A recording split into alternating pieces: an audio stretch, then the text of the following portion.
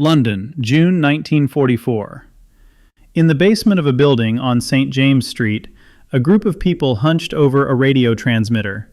Their fingers tapped out a message in Morse code, addressed to Berlin. The message contained a military secret that could cost thousands of Allied soldiers their lives. But these people weren't traitors. They were officers of British intelligence, MI5, and the message they were sending was a lie. A lie so carefully crafted that it would change the course of World War II. German officers in Berlin would receive this message and be absolutely certain of its authenticity. They didn't know one thing. Every German spy in Britain now worked for the British. This is the story of Operation Double Cross, the most audacious deception in intelligence history.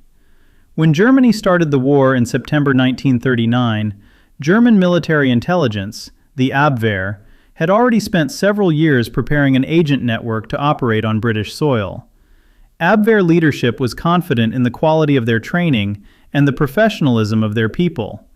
But they didn't account for one factor. British counterintelligence, MI5, had been preparing for this war just as thoroughly. The first German agents began arriving in Britain in the fall of 1940. They were dropped by parachute, landed from submarines, and infiltrated through neutral countries. Each had undergone months of training at Abwehr spy schools. Each received a cover story, documents, a radio transmitter, and clear instructions. Each believed their mission was critical to Germany's victory. But the British caught them one after another. Some were arrested within hours of landing. Others were tracked down through their careless actions. Local residents reported suspicious foreigners. Police detained people with accents and fake documents. By the end of 1940, MI5 realized something important. Practically every German agent in Britain was under their control. A bold idea emerged within MI5. What if, instead of just arresting these people, they used them?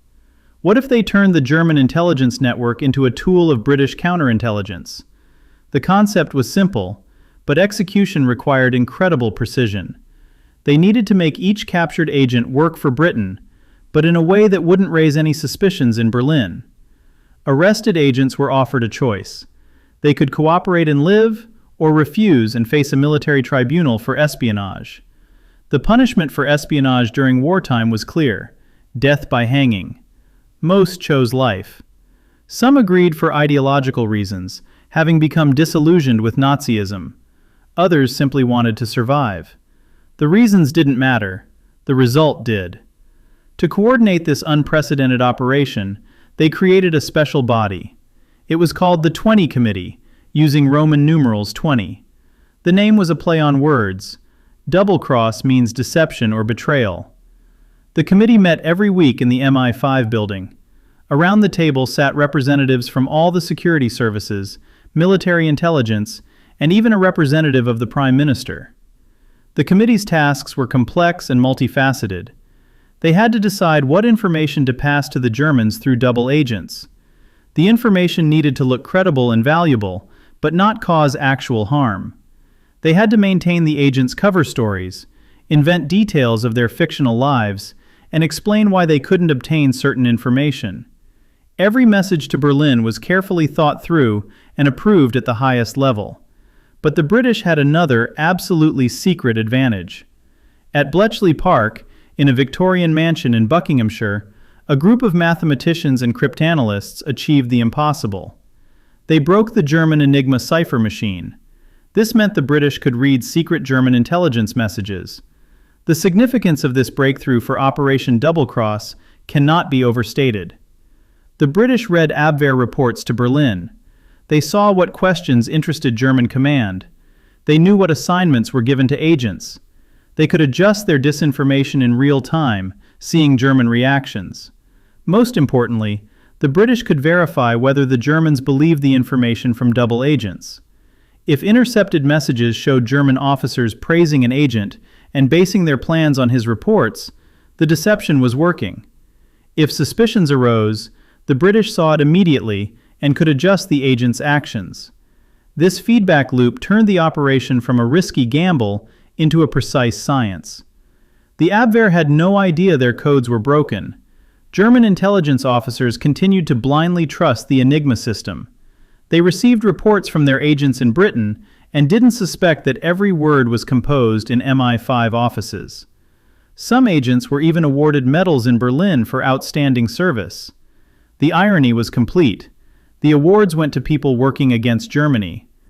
The system worked with remarkable efficiency.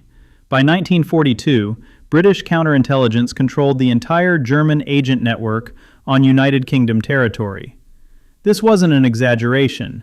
Literally every Abwehr agent in Britain was either arrested, turned, or under surveillance. Germany was completely blind in the West. Among the dozens of double agents, several individuals stood out.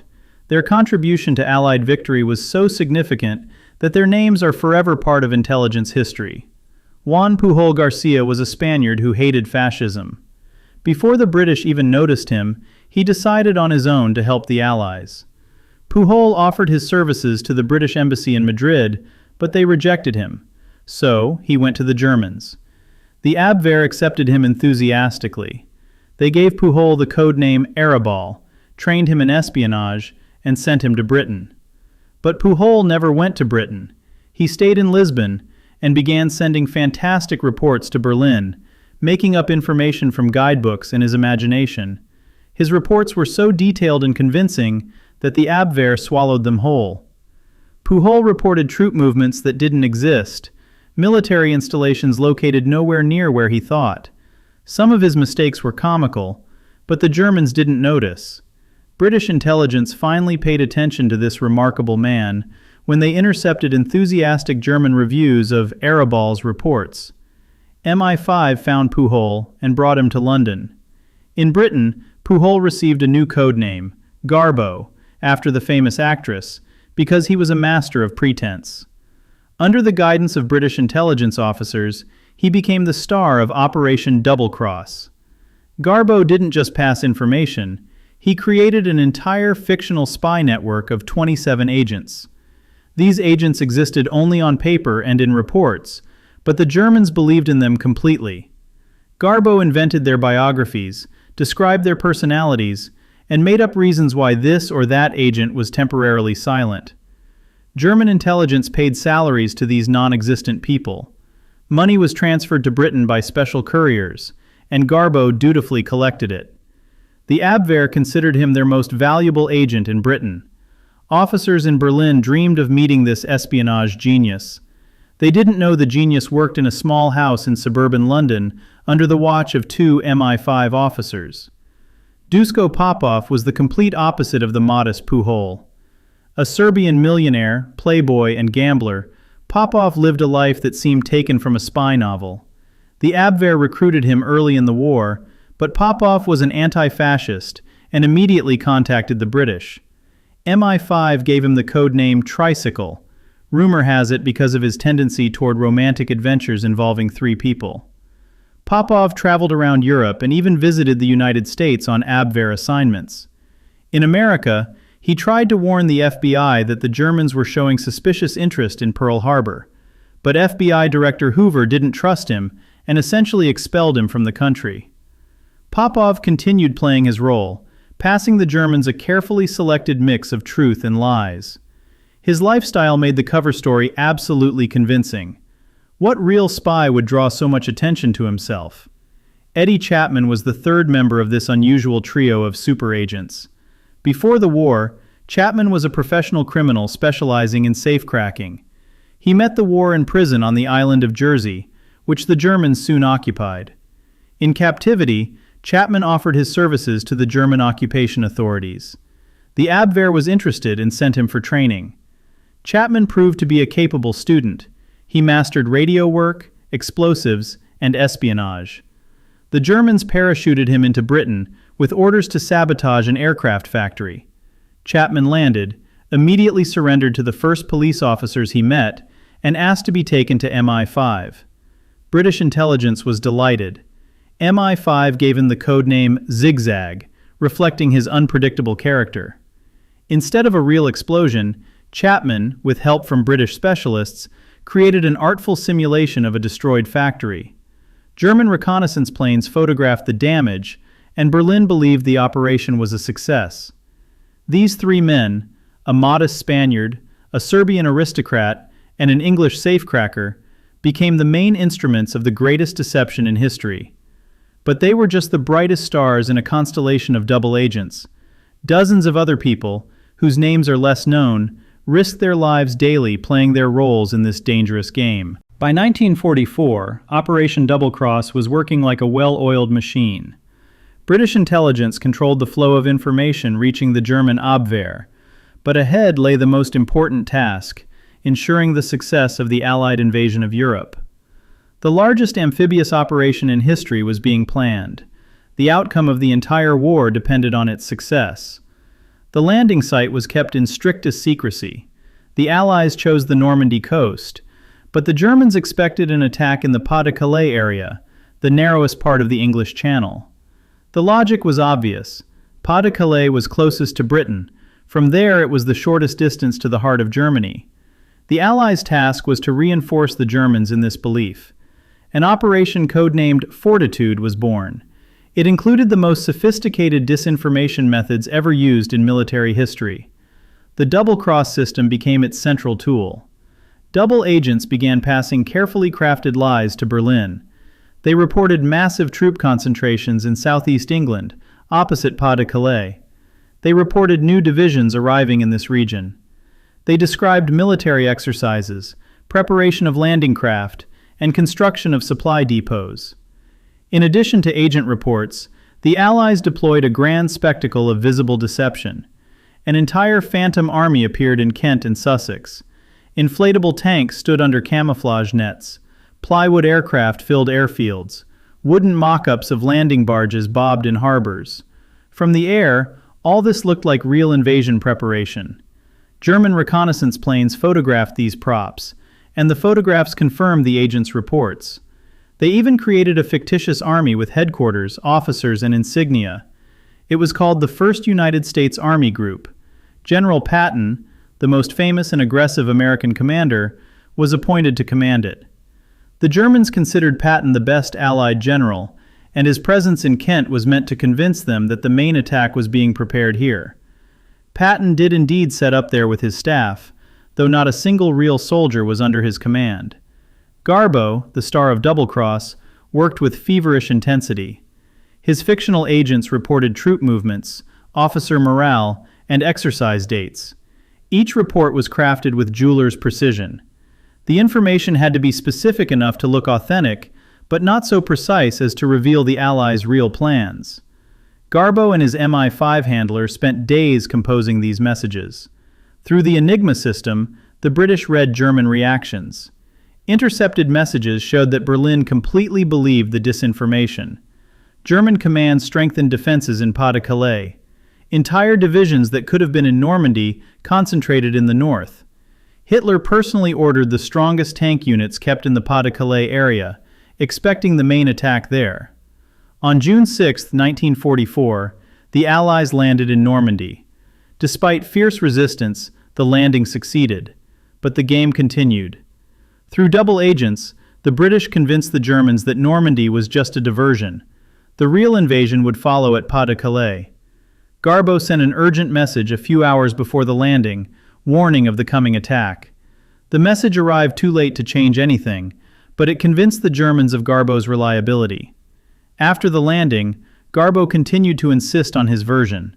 His fictional agents reported that Patton's main forces were still preparing for the main strike through Pas-de-Calais. The Germans kept powerful forces there for 7 more weeks after D-Day. The 15th German Army, one of the strongest on the Western Front, simply stood and waited for an invasion that would never come. These divisions could have changed the course of the battle in Normandy, but they remained idle, paralyzed by lies. When it became obvious there would be no second invasion, it was too late. The Allies had established themselves in France, broken through German defenses, and begun their advance toward Germany's borders. Operation Fortitude is considered one of the decisive factors in the success of the Normandy landing. It saved thousands of Allied soldiers' lives and shortened the war by several months. Operation Double Cross was not only a triumph of cunning, but also a story of human destinies. Double agents lived under constant stress. One mistake, one careless word, could cost them their lives and destroy the entire operation. They couldn't tell even their loved ones about their work. They were heroes whose names had to remain unknown. Some of them truly believed in the Allied cause. Others simply wanted to survive. Still others found themselves caught between two fires by circumstance. The British officers who managed them had to remain vigilant every minute. They monitored agents, verified their loyalty, and maintained their morale. This was a war of nerves conducted in the shadow of the real war. Not all Abwehr agents agreed to cooperate. Some refused and faced military tribunals. They were tried, sentenced to death, and executed at Wandsworth Prison. These people remained faithful to their convictions to the end. The British government kept these executions secret to avoid giving Berlin reason to suspect their agent network had been destroyed. After the war, the truth about Operation Double Cross remained classified for another 30 years. The public learned about it only in 1972 when John Masterman, head of the 20 Committee, published his book. The revelation shocked the world. The scale and success of the operation seemed incredible even decades after the war. Operation Double Cross changed the history of military intelligence. It showed that properly organized disinformation could be as effective a weapon as tanks and aircraft. German intelligence, the Abwehr, never learned they had been completely deceived. Until the very end of the war, officers in Berlin received reports from their agents in Britain and based their plans on them. Garbo received the Iron Cross from the Germans and the Order of the British Empire from the British. He remained the only person decorated by both sides in World War II. After the war, he faked his death and disappeared, living the rest of his life in Venezuela under an assumed name. Chapman returned to criminal life but eventually settled down and wrote his memoirs. Popov continued living the playboy life, became a writer, and according to some accounts, actually inspired the creation of James Bond. The double-cross system proved one simple truth. In war, victory goes not only to those with more tanks, but to those who can think better. Sometimes the most powerful weapon is a lie told at the right time to the right people.